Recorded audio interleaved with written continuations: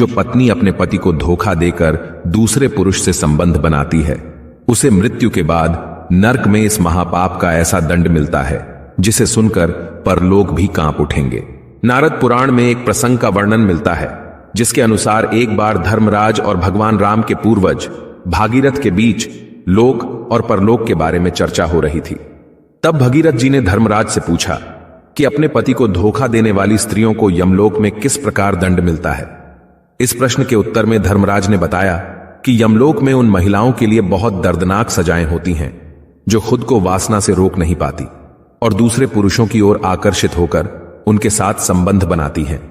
ऐसी स्त्रियां मरने के बाद यमलोक में भी उसी पुरुष को देखती हैं जिसके साथ संभोग की इच्छा से उसने व्यभिचार किया था, परंतु वह पापिनी स्त्री उसे देखकर उसके पास नहीं जाना चाहती, क्योंकि इस पुरुष का शरीर गर्म पिघले लोहे के समान होता है और वह पापिनी स्त्री को पकड़ने के लिए दौड़ता है।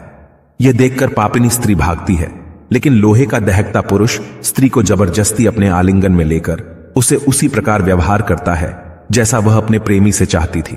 इससे उस स्त्री का पूरा शरीर जल जाता है और उसे भयंकर पीड़ा होती है।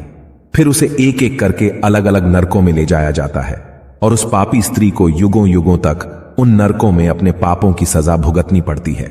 जो स्त्री अपने पति को धोखा देकर एक नहीं बल्कि कई अन्य पुरुषों के साथ संबंध बनाती है, उसके लिए यमलोक में कड़ी सजा का प्रावधान है। व्यभिचारिणी स्त्रियों को देखकर यमराज क्रोधित हो जाते हैं और उन्हें प्राणघातक दंड देकर नरक में भेज देते हैं। वहां महिला को बहुत पीटा जाता है, लेकिन यमदूत उस पर थोड़ा सा भी रहम नहीं करते। फिर उसे जलते हुए लोहे के खंभों का आलिंगन करवाया जाता है। लेकिन यमराज की सजा यहीं खत्म नहीं होती। इसके बाद इन स्त्रियों को नमक वाले पानी से नहलाया जाता है। चोट पर नमक पड़ने से वे बहुत छटपटाती हैं और अंत में यमदूतों द्वारा यही पानी उन्हें पिलाया भी जाता है। बात करते हैं गरुड़ पुराण की।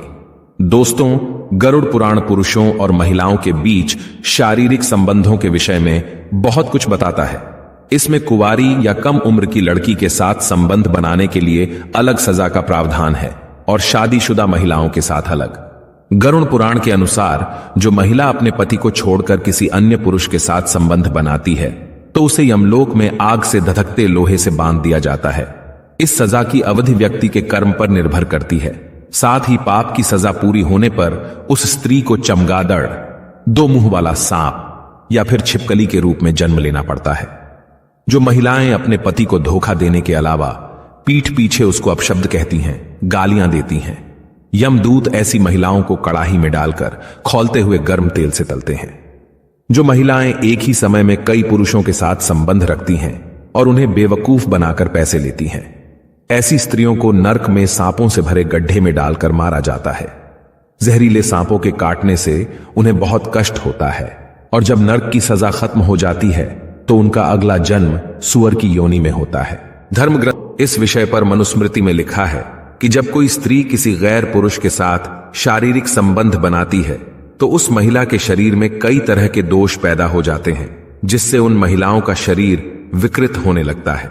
धर्म की दृष्टि से तो स्त्री और पुरुष दोनों के लिए ही व्यभिचार एक समान पाप है, परंतु शारीरिक दृष्टि से स्त्रियों के लिए वह और भी बुरा होता है। व्यभिचारिणी स्त्रियां सरल स्वभाव की नहीं रहती।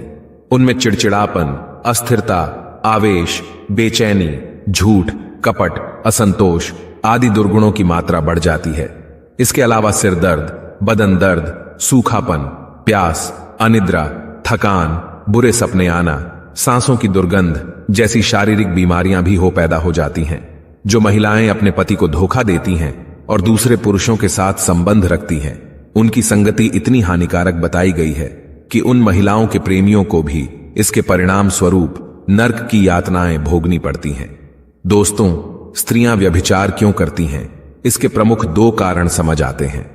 पहला कारण उनकी वासना है जो किसी कारणवश पूरी नहीं हो पाती। इस वासना को वह नियंत्रित भी नहीं